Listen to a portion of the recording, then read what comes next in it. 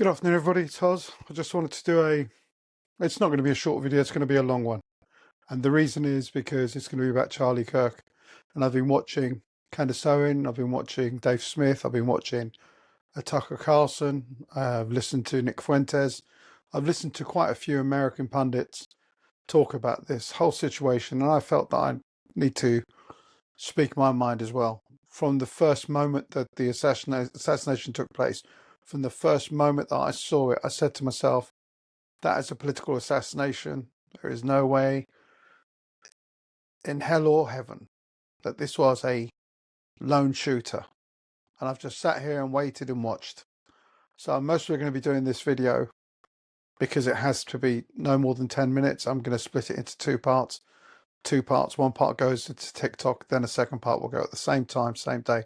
But I'm just letting you know, as the people who are watching this on TikTok, this will go in as maybe 2 parts or 3 parts, depending on how long the video is. So bear with me. And if you're watching this on TikTok, please make sure when you finish watching this, you go to the second part and perhaps the third part, depending on how long it is. So I just want to get to the meat of what's happened here. And I want people to properly understand what's going on right now and how we are all being fucking played as I speak. So I saw Charlie get murdered directly in front of my eyes. And I saw Charlie go down. And I'm waiting for them, and they have done, given us a neat little story. And they're going to give us a little man to blame, Tyler Robinson. They're going to give us this fucking patsy that I'm supposed to watch and see as if he's capable of doing something like this. This was a military operation. That was what it was. Nothing else. Not a one-man show. Why is there a video of this guy running away at 12:23 on the rooftop? Why not show the moment before 12:23 when he's lying there with a rifle and taking the shot? Think about that. Think about that. All they're going to do is give us fucking lies and ask us to swallow it. Well, I don't swallow lies. I'm not going to accept tidy little explanations because the whole thing stinks to high heaven. Why are they not releasing all the CCTV they've got all over the place? Why are we getting still shots only? Grainy still shots. All cameras nowadays are like 4K, full HD. And they didn't just kill Charlie, they shot him through his throat. Not in the head. They shot him through his throat. There is a symbolism there. They're not here to destroy you, they're here to silence you. Let this be an object lesson for other people that are watching this. It's not to just end your life, but to deliver a message. And that message is simple. Speak and we will silence you. Not to end your life, but to prove to you that we can silence you. So the message is simple. We silence you, and we know that that silence is protected. It's protected by money, deep money. It's protected by secrets. It's protected by partners who stand between the killer and the consequence. That's why I'm speaking up now, because if they can kill Charlie Kirk, who carried their water for years and years, then no one is safe. Not Candace Owen, not Tucker Carlson, not Dave Smith. No one is safe. Anyone who's going to speak up could have an accident, could be suicided, could end up getting shot in a public space, because this is what they're capable of. And I know at the end of the day that Israel and its Secret Service, maybe with the help of the CIA, did this assassination. So I'm going to just talk a little bit about the double standards which I notice in life. Russia invades Ukraine, the whole world moves. Sanctions are put in place, sport bans, full isolation. You could see the teeth of the system. Flags are taken down, anthems are stopped. consequences with ultra high speed because Russia invaded Ukraine. Israel does it. Everyone has watched what is called a genocide, and no one can deny it's a genocide who is objective and has watched it from the beginning till now. And we've been given excuses by people. It's a probable genocide. No one has said it's a genocide. It's just a probable, possible genocide. It's a fucking genocide. The UN Commission has said it now. It's a matter of record. People are dead by their hundreds of thousands. Families, full-on families, bloodlines, buried under the rubble. Hospitals have been shelled. Mosques have been leveled. Schools have been obliterated. Universities are disintegrated. Starvation has been used as a weapon of war, and they continue their ethnic cleansing of all the spaces. Gaza is literally become a mass demolition site. It's become demolition by bombing is what Gaza has become. And that is what they're carrying out. And the American public is paying for this. Every penny, every bomb, everything is paid for by the United States of America. The Americans have got to take responsibility for what Israel is doing here. This is full-on ethnic cleansing through destruction of every building that is over 3 feet high. Every single high tower in Gaza has been flattened. They have stopped anything from coming in apart from those 4 places where they've got their own thing organised. The UN's independent inquiry says that it is a genocide. So there is no doubt anymore that that's what they've said. The BBC carried it out. So I'm waiting to see what other bollocks we've got to listen to about Israel and probable. Why is it that Israel is still playing? How are they able to stay on the field? Why is the delegations like Herzog coming over still get red carpets for them? How is it that the anthem still plays for them? How are they able to get handshakes? Bear in mind, it's the same level of violence. I would suggest, in fact, that Gaza is 10 times worse because only about 300 or 400 kids have been killed in Ukraine. But Gaza is a wholesale destruction. And yet nothing is done about Israel. And do you know why?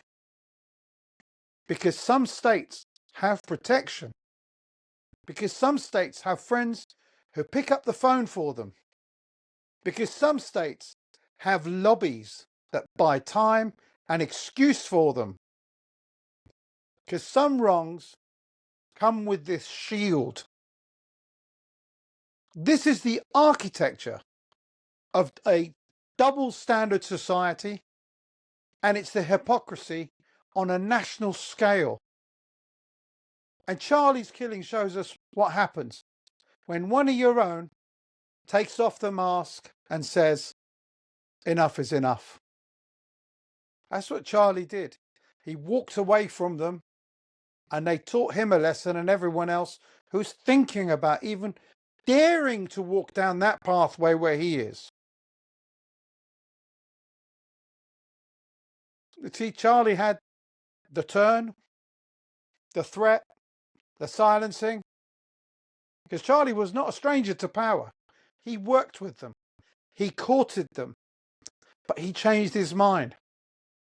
He watched the genocide, same as us, in 4K, and he turned. He told his friends he was scared. He said he felt hunted. He said he believed that Israelis, the people he defended, were now going to kill him. Those were not whispers. Those were his warnings to his friends. And instead of being given protection, he was left exposed. And instead of answers, we're sold a narrative that comforts the comfortable, the idiot, the moron, and anyone who believes this claptrap coming out of the FBI. You're a fucking moron. Official reports say a suspect is being charged. The police and prosecutors are doing their job. Of course they fucking are. They're doing a nice cover-up. Media cycles churn. Authorities are briefing people. Pundits are posturing for us. But I'm telling you, the only people you should listen to right now are the independent podcasters. They're the only ones without an axe to grind with anyone. And they're the only ones telling the truth. And one of them happens to be Candace Owen, who is a fucking good friend of Charlie Kirk. And she is not letting go. She has been threatened, but she is saying, you know what? Fuck you, I'm not stopping. And I love that about her. I fucking love that about Candace Owen. She is doing the righteous thing, not letting her death or the death of her friend be buried and forgotten. She is still out there and she needs our fucking support. Anyway, I'm just telling you what I know and how I feel. I think you can tell how I feel. This whole thing smells like a fucking intelligence operation. It smells like a hit dressed up as chaos. They're coming up with all these different theories from a dozen people about this, that, and the other. It just smells like, let's put a patsy in place. And they think it's 1963. We're putting a patsy in. There's no CCTVs here. There's only Mr. Zeebrugge and the films they're releasing. It's all bollocks. I'm going to say it because I can say it. Because being polite means dead mouths in the future. Because Charlie's throat was shot out. And that is the sentence that these fuckers have decided to deploy on the British public, on the American public. In fact, every person around the world that's seen them. It says, we will silence you if you stop being useful. You turn, we fucking burn you, mate. That's what the object lesson is here. Charlie turned, so they burnt him in a public place. This is the lethality with which they conduct their business. This is the Israeli way. This is the deep state way. This is the way the CIA and everyone else likes to make examples of people. How is it this power protects itself? It's money, secrecy, kompromat. Power never resets. Power never rests. It just keeps building infrastructure upon infrastructure. You need to understand that money becomes access. Access becomes influence. Influence becomes the policy of the day. Secrecy is the currency. And kompromat is the leverage which they have. Blackmail is the instrument of statecraft for those who can buy it and afford it, and who have honed it into an art form and perfection over decades. Jeffrey Epstein showed how this works, people. The mechanics are public: arrests, prosecutions, court records, flight logs, all released by the DOJ. Documents unsealed and referenced. These are not whispers. These are the catalogues of these crimes, of how wealth and secrecy built networks of access to the people of power. We all know that Ghislaine Maxwell was convicted for her part of the trafficking and grooming, and that conviction is now a matter of public record. There's no denying it. So when they sit there and say like, oh, he didn't do anything, oh, it's all just lies. If that was lies, how was this woman given a 20-year sentence? How is it that she is in prison today? And if she gets out, it means that they're buying the president. Because we know the documents and reporting around the Epstein operation map how elites moved in private. They use these mechanics as a template. Private flights, private islands, offshore accounts, backroom meetings. These mechanics make people vulnerable. These mechanics buy silence. You name a player, you name a donor. You name a minister, you name a journalist. And people need to understand, pass enough secrets through enough channels and the compulsion to protect the network becomes stronger than the compulsion to tell the truth. And that's where we're at. That's how leaders plead ignorance. That's how committees stall. You understand me? That's how cover-ups go up. So when a whistle blows inside the system, when someone who once played along turns, the machine does what the machine does. It protects itself. It murders. It suicides. It disappears people. It does whatever it needs to do to protect itself. That is what the machinery does. Epstein and the network and why it matters here. And I need you to stay with me. Epstein's crimes were proven. Maxwell was convicted. The flight logs and the documents have been released by DOJ and many independent journalists. They all confirm there was a broad circle of access and secrecy. Those mechanics are relevant because they are all related to Israel. Because they demonstrate the method, secrecy plus access, plus the shame, equals leverage here. I'm not whispering here. I'm naming a mechanism I've seen that you can see in the record and in my voice as plainly as I can say it. I believe that the same methods, the same network of leverage, the same compromises, they reach into the corridors that protects the killers and the killers' patrons of Charlie Kirk. I say this not as a hedge. I say this as a testimony. I say it because Charlie frightened me. When he said he feared for his life, I say it because the pattern is there for others. If you want to deny the presence of leverage in politics, you can if you want to. But you're not going to change the way power operates in America, in Britain, in Germany, in France, where it all matters, where the real power centers are, where the money comes from. And I want you to understand, there are two things that matter for Israel. One is the guilt card, and the other is the nuclear card. And why nobody's ever going to touch them. The two shields that stop accountability. The first one is guilt. The memory of the Holocaust is sacred to some. But this guilt must not turn into immunity for them. To do as you see fit because of the Holocaust, as if it gives you immunity to murder people, because you're the only Jewish state, somehow it gives you a right to fucking murder other people. Never again. It's supposed to be never again for everybody, not never again for you only.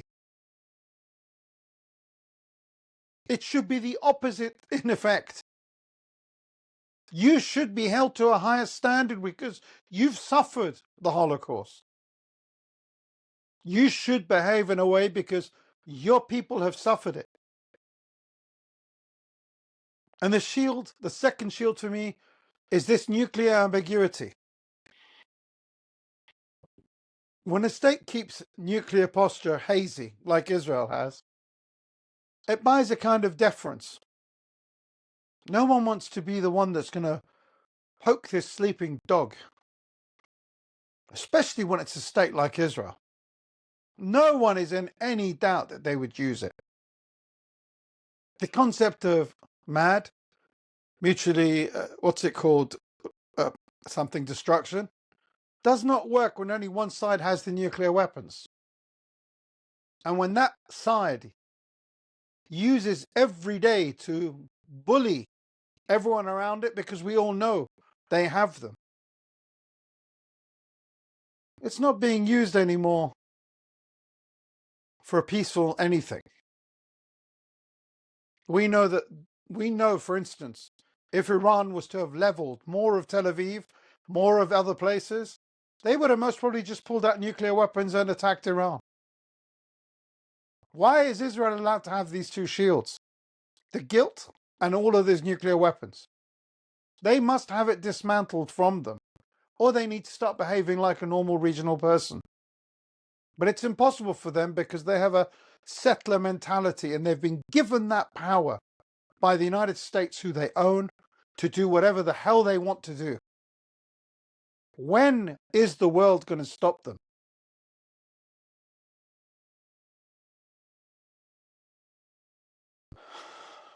These two shields keep the machine in place. Pity on one side and threat of nuclear holocaust on the other. And in the middle sits the thing we must remove. The influence that bends policy and excuses the killings of people like Charlie.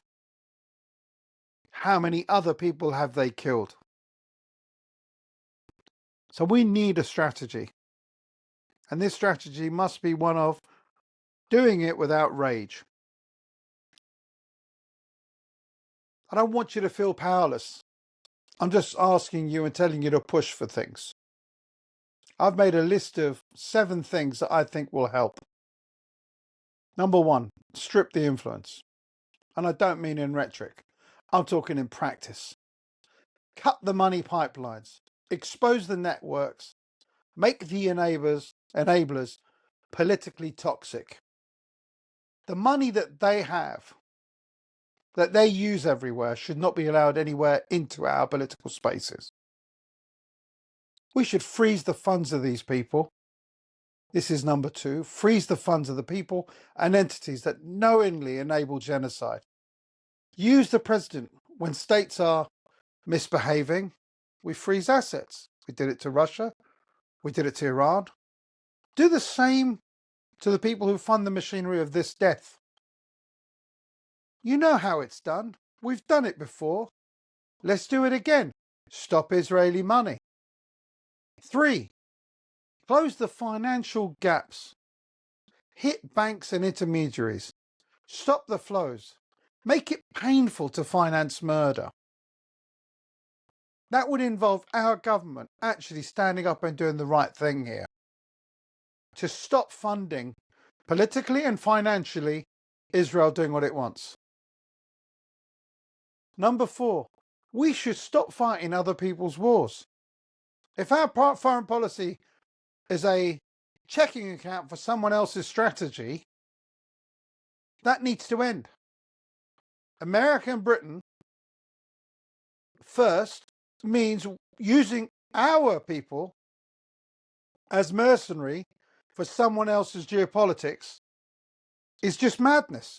Why are we letting our troops help them? And I know that our SAS have been on the ground down there. I know that our flights have helped give an edge to Israel. Our own airplanes in Cyprus have helped kill our own British aid workers who are working and doing the work of God on the floor. And number 5, and this is really important, we need to demand transparency about Charlie's case. Release the phone logs. Release the flight manifests. Let the cameras call the witnesses. Let every single second of every camera be shown to the public. Let the cameras be the witnesses. If the NSA has data, which I've been told it does, that there are 12 Israeli telephones, cell phones, that were within that area, the kill box, that they've handed over to the White House, that needs to be released. Who are those 12 people? Who do those phone numbers belong to? Why is the White House sitting on it? Let's subpoena it. Publish it. Let the world see the map. Let's see where these 12 phones were during the assassination. I don't think it's asking for too much. 6. Use universal jurisdiction and courts where domestic politicians that are owned by Israel refuse to act. Bring cases, open investigations, and force public hearings. That's what needs to happen. And number 7 is about the BDS. Culture matters. Artists, universities, festivals. Make them anoint integrity over the money. Boycott where it hurts them. Divest where investment greases the gears of wars for these fuckers. These actions are not theoretical. They've worked before. South Africa fell under pressure. Systems crack when the right elements line up and refuse to be complicit anymore. What else do you want to happen before we do something? I want you to understand why Charlie matters and what his death tells us. Charlie was an insider who turned against the machine. That is why they killed him. Not because he was bland, not because he was small, because he walked with them and then he stepped away. This is the most dangerous thing in the world for this network. A former loyalist who knows the wiring and tells the truth. They didn't just murder the man. They murdered his message. They murder meaning. They murder memory. We must not let them murder the consequence. Why is Russia punished and Israel's protected? That is not a factual error. That is the architecture. And that architecture is built of money, secrecy, guilt, and the threat of financial ruin and violence. We tear it down the same way we built it, one at a time. Expose the funders, expose the flight logs, expose the private rooms that these fuckers are sitting in, name the networks, the Jewish supremacists who've been getting away with fucking murder for years and years in their WhatsApp groups. Dismantle their influence.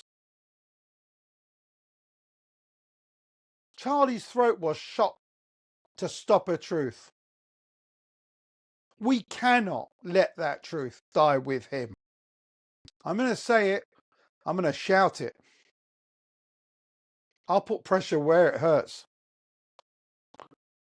We will stop being used to fight other people's wars. We will stop letting murder hide behind friendships. We will remove the power that covers these killers. Justice is not a sentiment. Justice is a set of acts. Do the acts. Say the word justice. Say the word accountability. Say the words now. This is what we need to do. We need to get all of these people that are hiding the truth, and whoever they are, in the FBI, CIA, NSA, whoever these fuckers are, release the files, release the videos, and let the chips fall where they may. Because this is not going to go away, and this is what justice needs to look like. With the sun of truth descended upon everything to do with Charlie Kirk and these fuckers who are sitting behind and murdering people from the shadows. Enough is enough. Thank you very much for listening.